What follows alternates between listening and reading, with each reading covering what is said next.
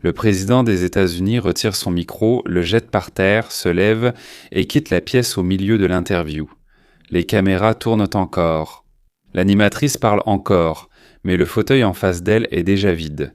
Et la première idée que toutes les grandes chaînes vont vous présenter aujourd'hui sera la suivante. Voilà, vous voyez, il n'a pas supporté la vérité.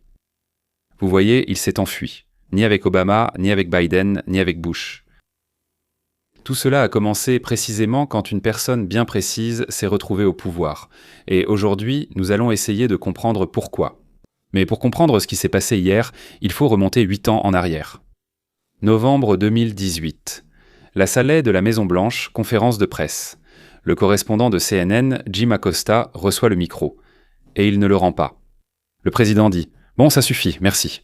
Mais il continue encore et encore. Une employée de la Maison-Blanche s'approche de lui pour reprendre le micro. Procédure standard. C'est comme ça que ça se passe ici. Tu as posé ta question. Suivant. Passe le micro au suivant. Mais Acosta ne le rend pas. Il repousse la main de la jeune femme et continue de parler, interrompant le président.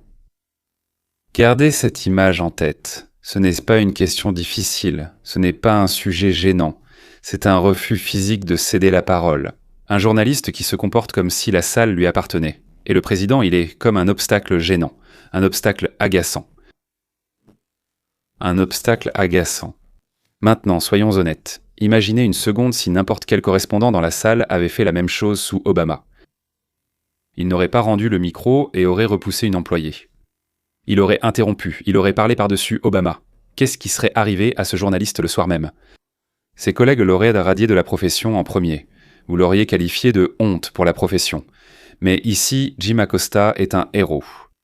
Un martyr. Un martyr, on lui a consacré des chroniques, on a fait des reportages sur lui. Parce qu'il ne l'a pas fait avec n'importe quel président. Il l'a fait avec ce président-là.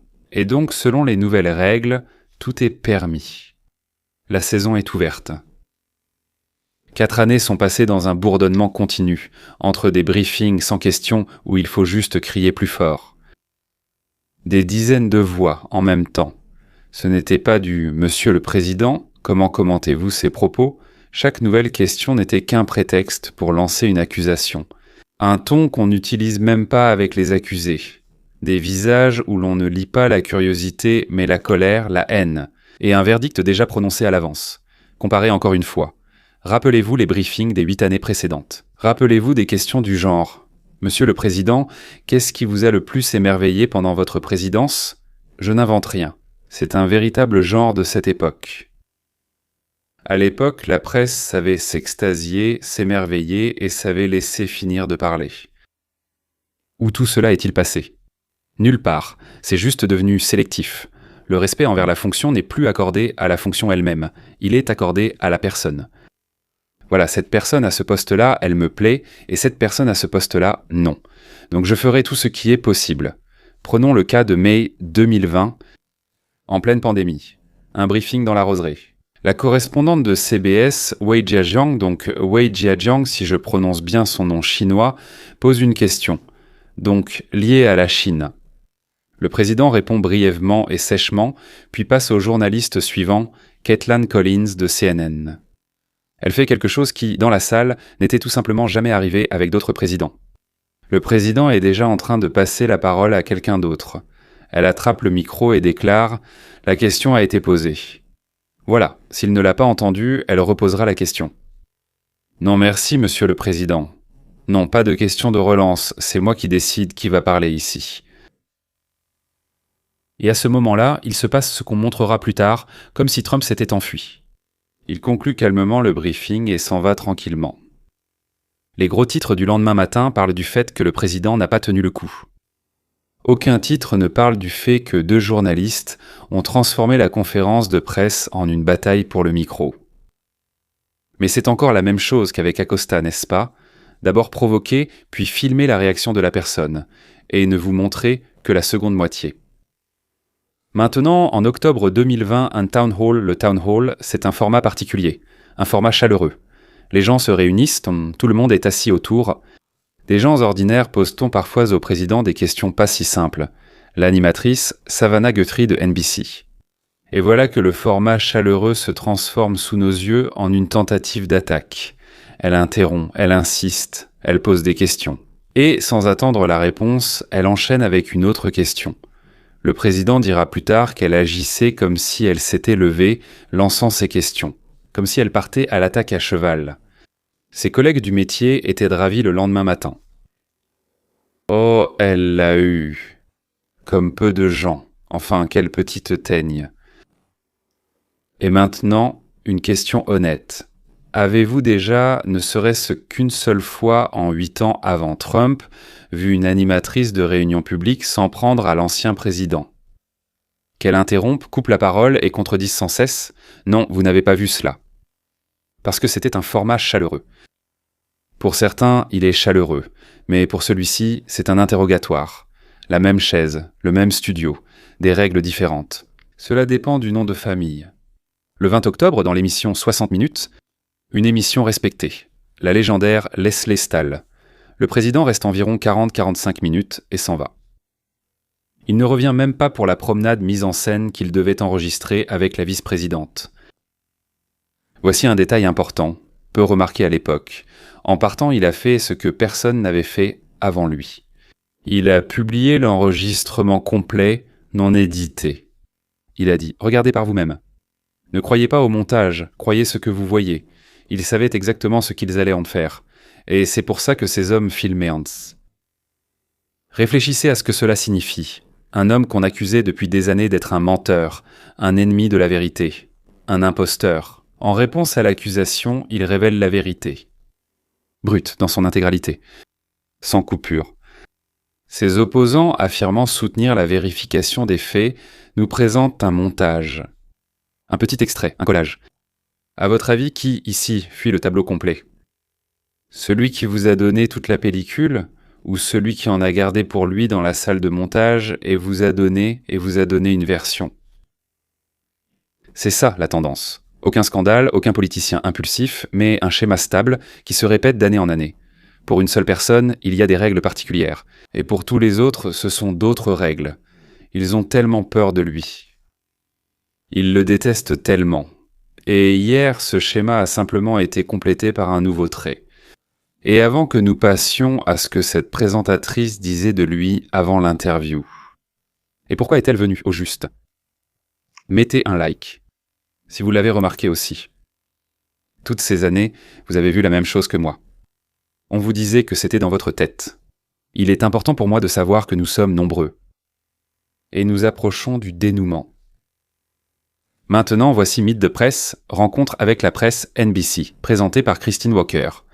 Celle-là même qui a modéré les débats en 2020, et elle l'a fait de façon horrible. C'était dégoûtant. Mais de leur point de vue.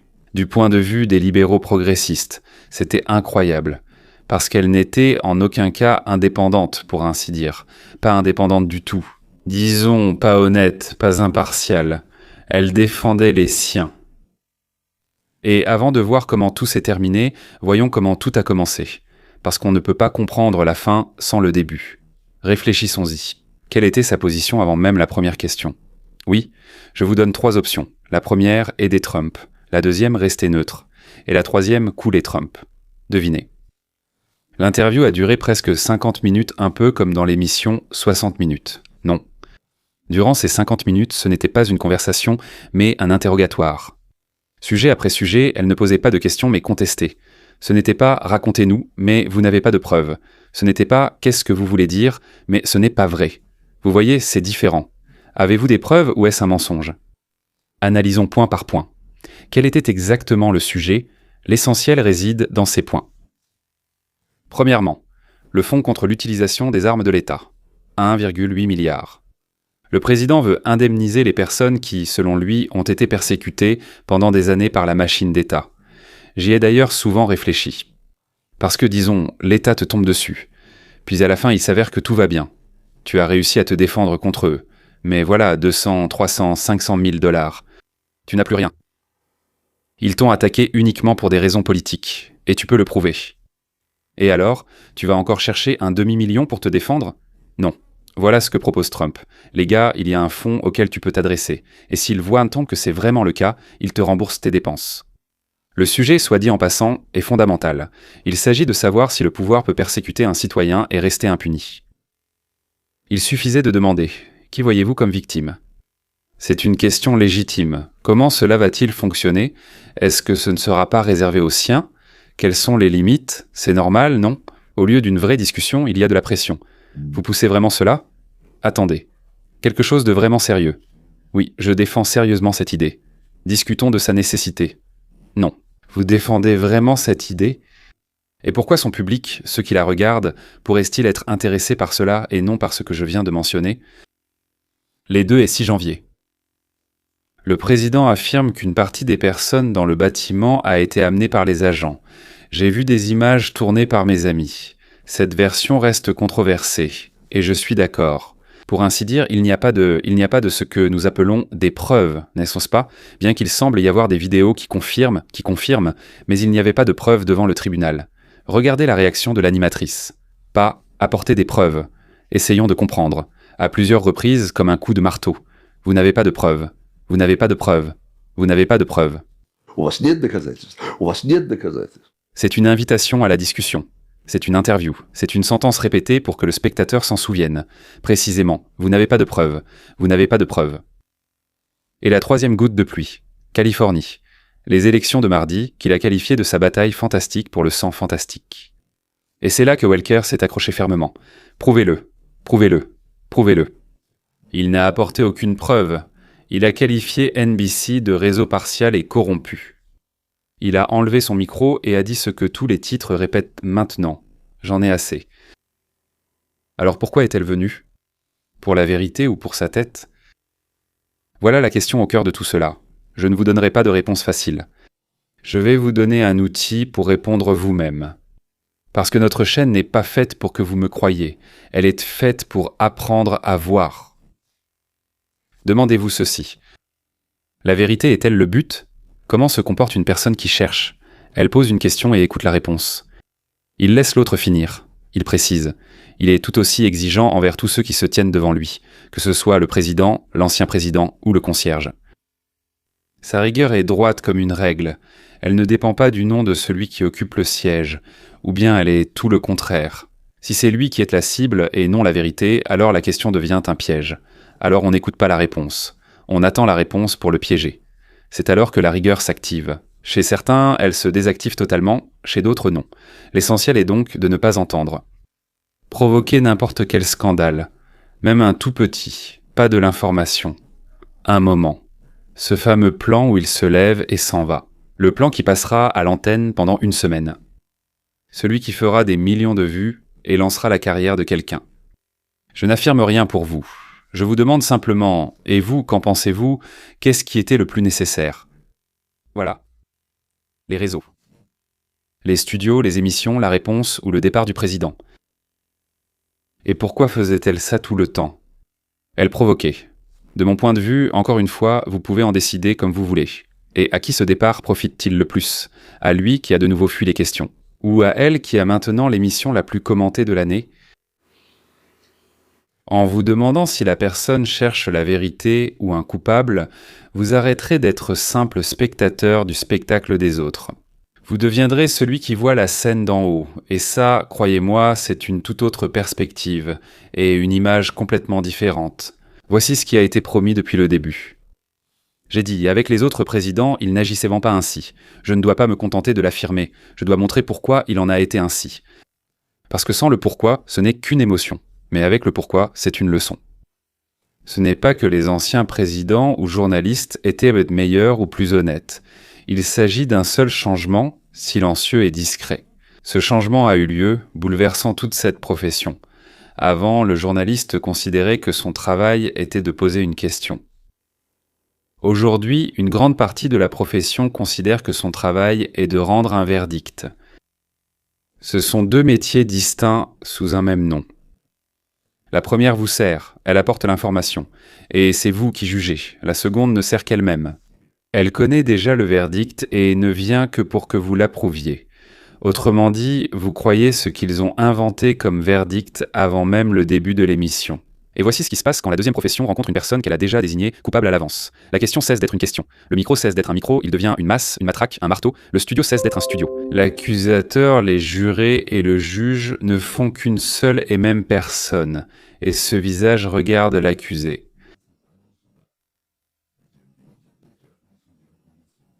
Avec les anciens présidents, une rencontre comme celle-ci n'a jamais eu lieu.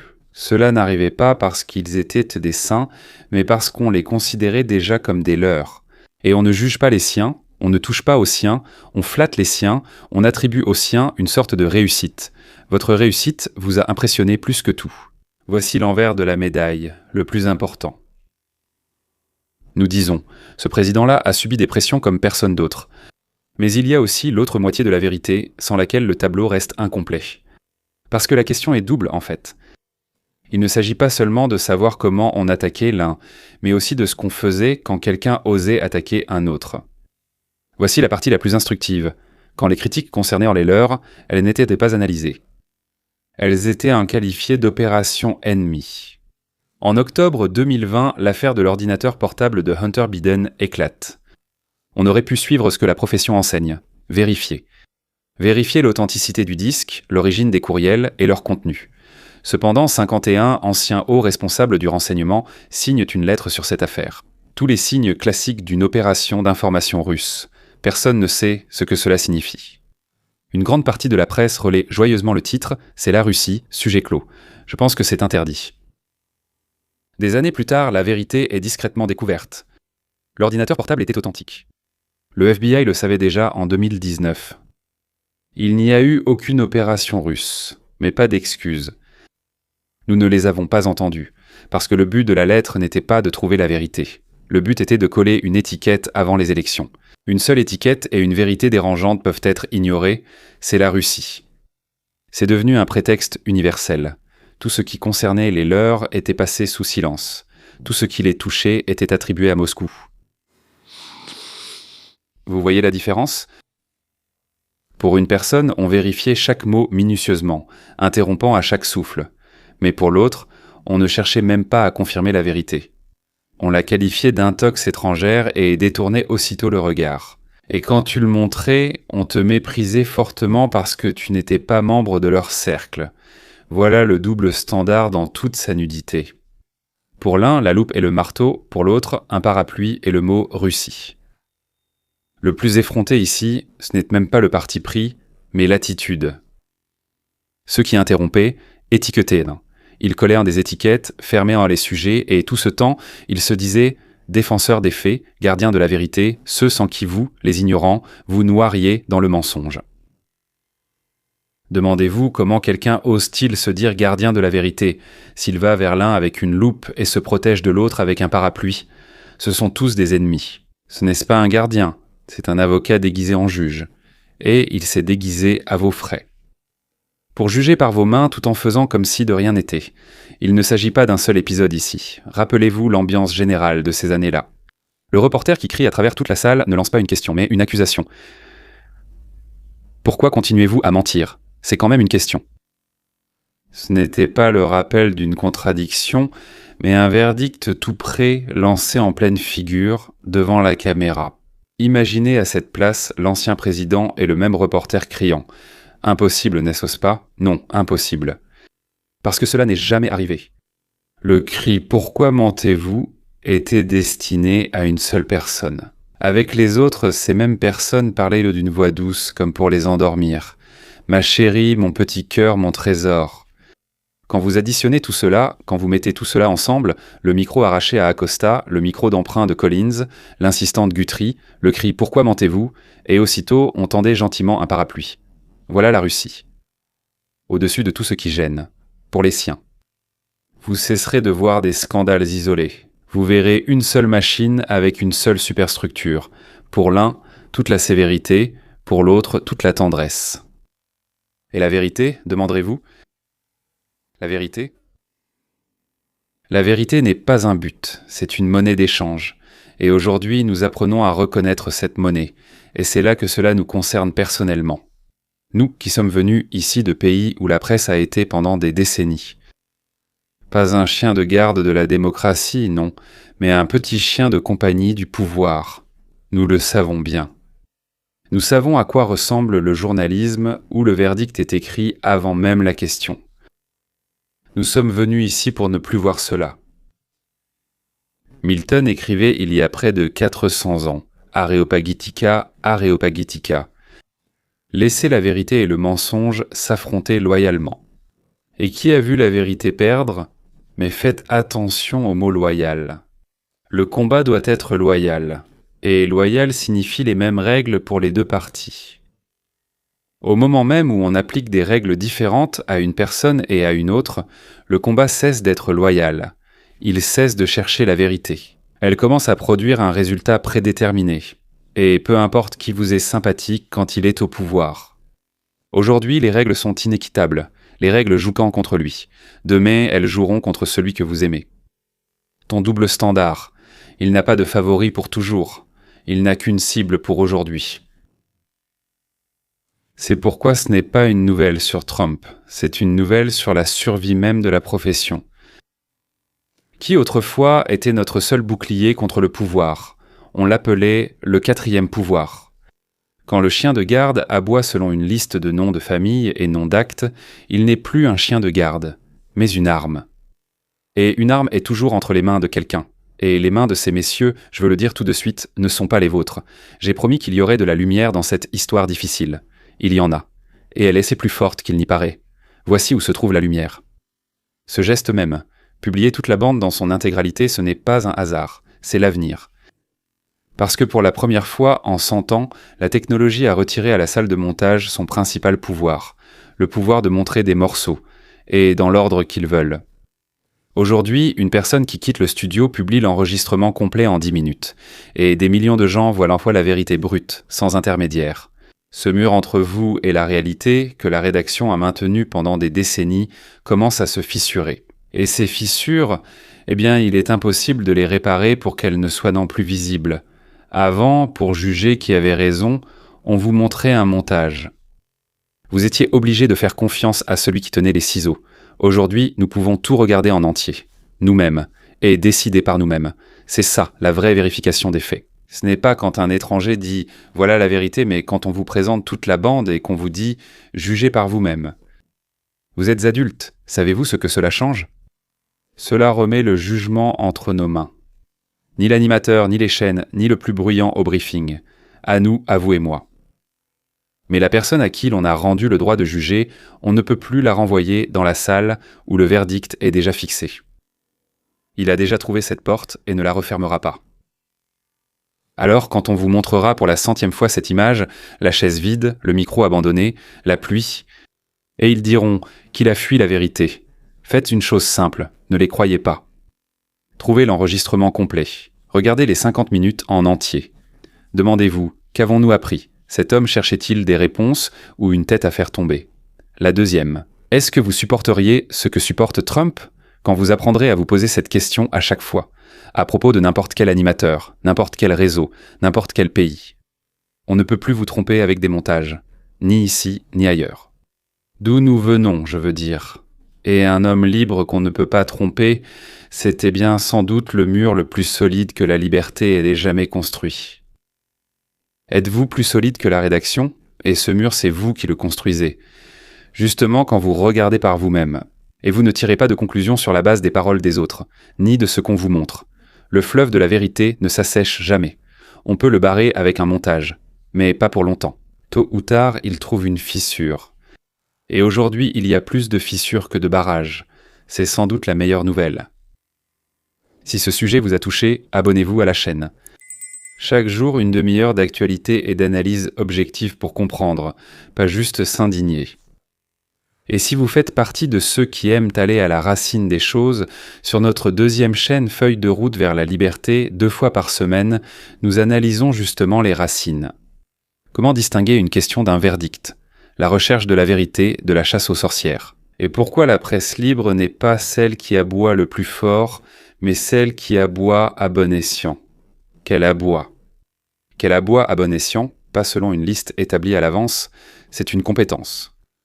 Le principal bouclier d'un homme libre, utilisez-le, et venez apprendre à vous en servir davantage avec nous. À bientôt. Et regardez toujours la vidéo en entier, pas seulement des extraits. Toujours.